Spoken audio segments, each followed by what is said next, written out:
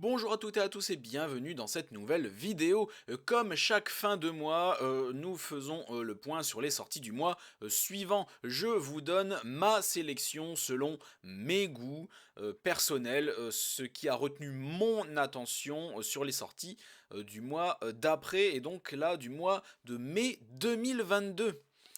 Et donc comme d'habitude pour ceux qui ne me connaissent pas et qui me découvrent avec cette vidéo, je regarde tout d'abord sur Babelio, ici nous sommes sur Babelio, et ensuite, puisque je me rends bien compte que sur Babelio, il y a largement pas tout, je complète avec Booknode.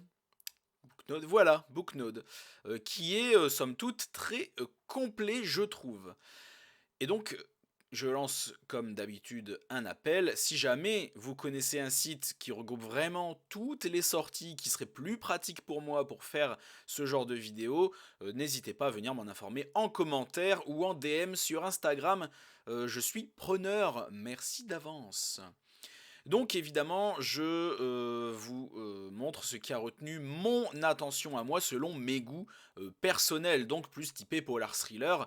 Et à moins de retenir du fantasy fantastique, il faut vraiment que ce soit exceptionnel parce que sinon je ne le retiendrai pas. C'est vraiment plus polar thriller. Peut-être de l'historique, enfin voilà, c'est vraiment ce qui me tape dans l'œil. J'ai pas, je me restreins pas, on va dire. Mais vraiment polar thriller déjà pour la cohérence de ma chaîne. Et on commence, oui, alors il y a ce genre de truc là.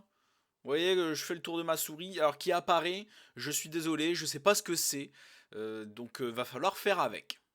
Mais bon là ça va, ça cache pas le principal. Donc Labyrinthe de Franck Tillier qui sort le 5 mai 2022 aux éditions du Fleuve, comme d'habitude j'ai envie de dire. Donc une scène de pure folie dans un chalet, une victime au visage réduit en bouillie à coups de tisonnier et une suspecte atteinte d'une étrange amnésie. Camille Nijinsky, en charge de l'enquête, a besoin de comprendre cette subite perte de mémoire, mais le psychiatre avec lequel elle s'entretient a bien plus à lui apprendre. Car avant de tout oublier, sa patiente lui a confié son histoire. Une histoire longue et complexe, sans doute la plus extraordinaire que Camille entendra dans toute sa carrière. Tout d'abord, mademoiselle Nijinsky, vous devez savoir qu'il y a 5 protagonistes, toutes des femmes. Écrivez, c'est important. La kidnappée, la journaliste, la romancière, la psychiatre. Et concentrez-vous parce que cette histoire est un vrai labyrinthe où tout s'entremêle. La 5e personne sera d'ailleurs le fil dans ce dédale et, j'en suis sûr, apportera les réponses à toutes vos questions. Frédéric Fontès, c'est marqué en bas. Donc c'est du Franck Tillier, donc ça va être bien. Donc on a hâte, comme d'habitude, et j'ai hâte de voir. Alors je pense pas que ce sera ma nouveauté du mois, parce que chaque mois, encore une fois pour ceux qui ne me connaissent pas, je lis un roman qui sort dans le mois.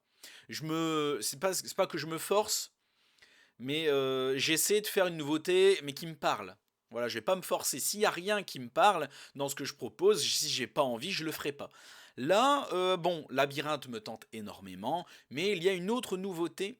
Donc pas du mois de mai, mais qui sort, oui non du mois de mai, mais qui sort demain, donc demain 27 avril. C'est le Bureau des Affaires Occultes 2, le fantôme du vicaire. Donc, ok, c'est du mois de mai, mais que ça sort vraiment toute fin du mois de mai. Donc, je pense le passer en nouveauté, toute fin du mois de mai, pardon. Toute fin du mois d'avril, là, ça sort demain. De toute façon, vous pouvez voir la date là en bas et l'heure à laquelle je tourne cette vidéo. J'ai rien à cacher, je m'en fous. Et donc, comme le fantôme du vicaire sort demain, je pense passer ça en nouveauté du mois de mai.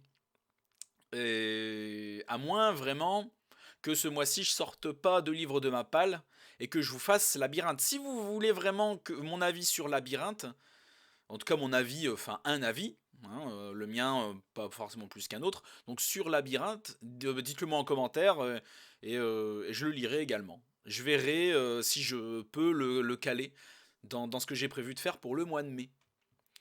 Ensuite, Respirer le noir, ça sort aussi le 5 mai 2022 aux éditions Belfond, donc Belfond Noir. Et donc c'est un recueil de nouvelles et de nouvelles noires.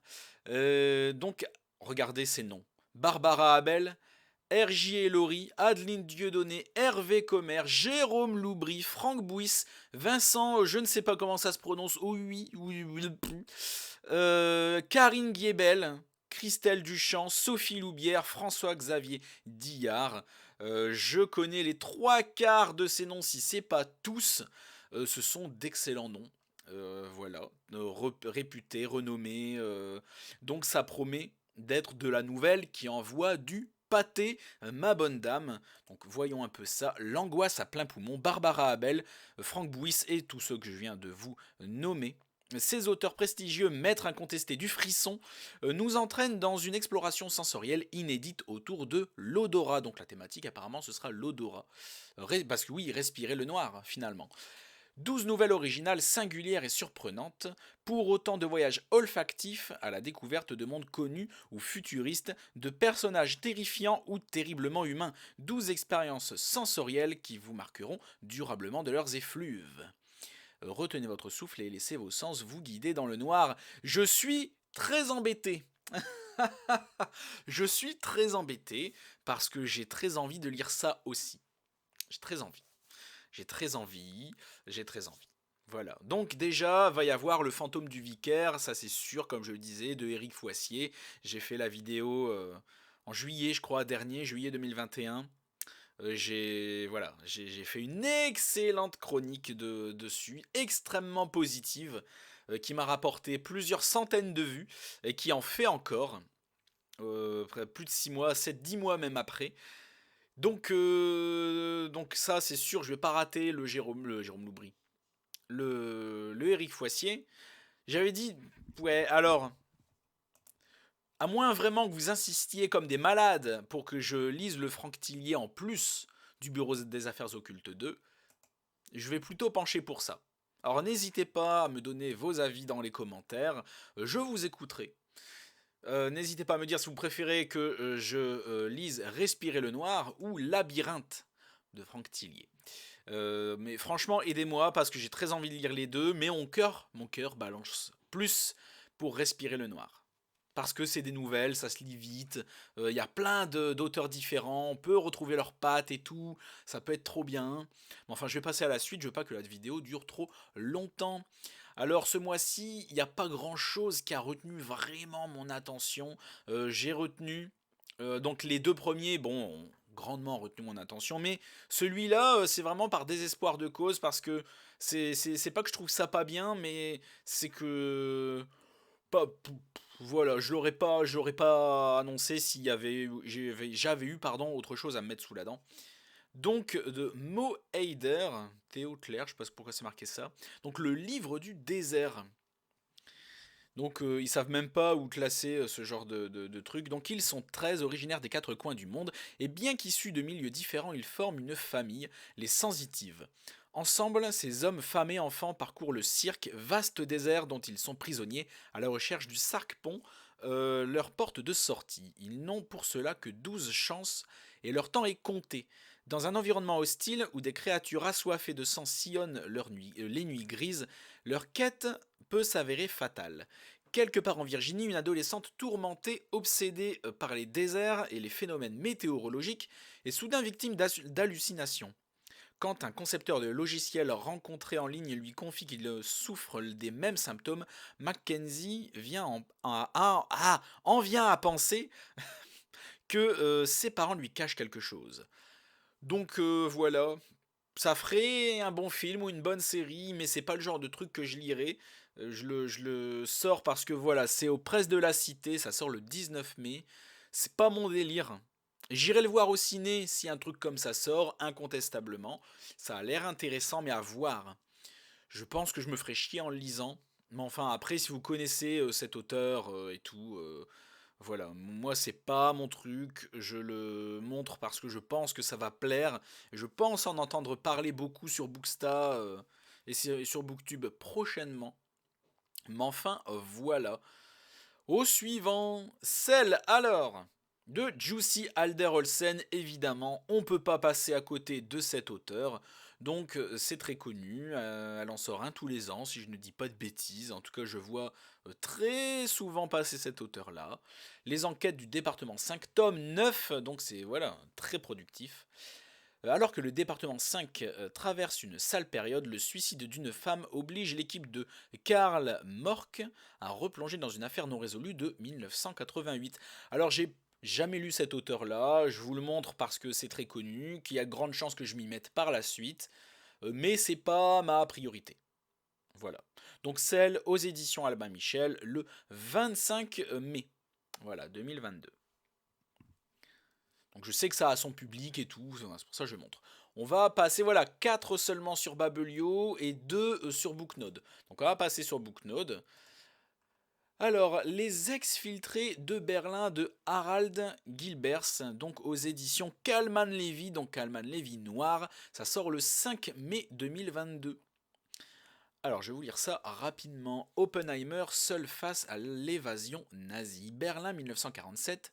Dans une capitale allemande divisée et affamée, le commissaire Oppenheimer est appelé sur le lieu d'un crime banal. Un cambrioleur tué par le locataire de l'appartement dans lequel il est entré, par effraction. Un cas d'autodéfense classique. Oppenheimer en doute et découvre des zones troubles. Pendant ce temps, son collègue Bill je sais pas comment on dit, disparaît en pleine enquête sur la mort d'un pickpocket retrouvé avec d'étranges documents sur lui. Oppenheimer comprend que les deux crimes sont liés et se retrouve bientôt confronté à un réseau secret d'exfiltration d'anciens nazis vers l'Argentine. Encerclé par les traîtres jusque dans les rangs de la police, il aura fort à faire pour ne pas sombrer. Donc une nouvelle enquête, blablabla. Donc en fait, ça, c'est le genre de roman, ça sera tout ou rien. Soit ça va être super, et le côté nazi et tout, 1947, ça va être super bien exploité, il va y avoir des détails juste ce qu'il faut, des descriptions juste ce qu'il faut, et ça va exploiter l'histoire juste ce qu'il faut, ça va pas en faire trop. Ou alors soit ça va être complètement nul et éclaté. Je pense que ça va être tout ou rien. Et je pense que le côté histoire va être bien mené et va être bien exploité parce que bon, on a accès quand même à tout sur la Seconde Guerre maintenant. Mais ce qui me fait peur, c'est du point de vue de l'enquête. Il faut pas qu'on soit trop omnubilé par le côté Seconde Guerre mondiale. Et faudrait pas que ça... Comment vous dire? Que ça prenne le pas sur l'enquête. Que l'enquête soit banale, mais au point d'être pas nulle, mais chiante en fait, aucun intérêt. Et que le sel principal, ce soit le côté Seconde Guerre. Le côté historique doit être un plus. Ça doit pas tout faire. C'est censé être 20%. 80% d'intérêt de l'enquête et 20% bah, parce que ça se passe dans une bonne époque. Une époque fascinante. Mais voilà. Donc ça sort le 5 mai. Voilà. Et pour le dernier, Preston and Child, La Cité Hantée, ça sort le 5 mai également, aux éditions de l'Archipel. L'Archipel Suspense. Donc je vous laisse le lire ça ici, parce que c'est long, et que moi, Preston and Child, c'est pas mon truc, c'est américain, je crois. Je lis en diagonale, voilà, ça parle de FBI, le duo de choc, percer un mystère. J'ai jamais lu de Preston and Child, enfin, j'ai jamais lu. J'ai un petit peu, voilà, j'ai eu l'occasion, un petit peu. C'est comme Lisa Gardner, j'ai tenté un petit peu, ça n'a pas tellement été mon délire et j'ai abandonné, j'ai arrêté. Mais à un moment, il va falloir que je m'y mette vraiment, que je commence par le tout premier et que j'essaie de voir si c'est vraiment mon délire. Lui donner une vraie chance finalement. Parce que le peu que j'en ai lu, ça m'a pas transcendé, ça m'a pas parlé, donc j'ai pas insisté. Alors, si vraiment vous trouvez que c'est super et que vous voulez me convaincre que Preston and the Child, ces deux personnes sont géniales et leurs histoires aussi, n'hésitez pas à venir en commentaire ou en DM Insta, voilà. Vous pouvez toujours essayer de me convaincre. Eh ben, c'est tout. On va faire un petit topo. Labyrinthe de Franck Tillier, le 5 mai, aux éditions Fleuve. Très très hâte, ça va être super. Du Franck Tillier qui nous déçoit jamais. Respirer le noir de tous ces auteurs-là. Une suite de nouvelles aux éditions Belfond. Le 5 mai. J'ai très hâte, donc je le redis, dites en commentaire si vous préférez pour le mois de mai que je lise soit Respirer le Noir, soit Labyrinthe. Mais moi je penche plus pour ça, s'il vous plaît, votez pour ça. Donc le livre du désert, je vous ai dit ce que j'en pensais.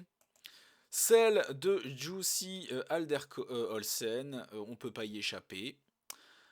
Les exfiltrés de Berlin, j'espère que ça va être bien, j'ai hâte de voir. Peut-être que je me laisserai tenter dans un futur proche si je vois des chroniques, des bonnes chroniques et des bonnes vidéos par des petits camarades, bookstagrammeurs, booktubeurs. Voilà, je vois la note là, 3,5. Ça peut être bien, voilà, comme ça peut être pas bien, ça veut tout dire et rien dire. Et le Preston and Child, la cité hantée. Donc tout ça, c'est de la sorte le 5 mai. Et bien c'est tout pour cette fois, c'était assez court par rapport à ce que je fais d'habitude, j'en ai proposé beaucoup moins parce que beaucoup moins de choses m'ont parlé. Merci à tous d'avoir regardé ça jusqu'au bout. Si vous-même attendez une sortie en particulier sur ce mois de mai, n'hésitez pas à le dire dans les commentaires, peut-être que ça va me tenter. N'hésitez pas à donner des idées aussi aux autres viewers de cette vidéo. Vous êtes là pour ça autant que moi. Merci à tous et à la prochaine chez Alistair.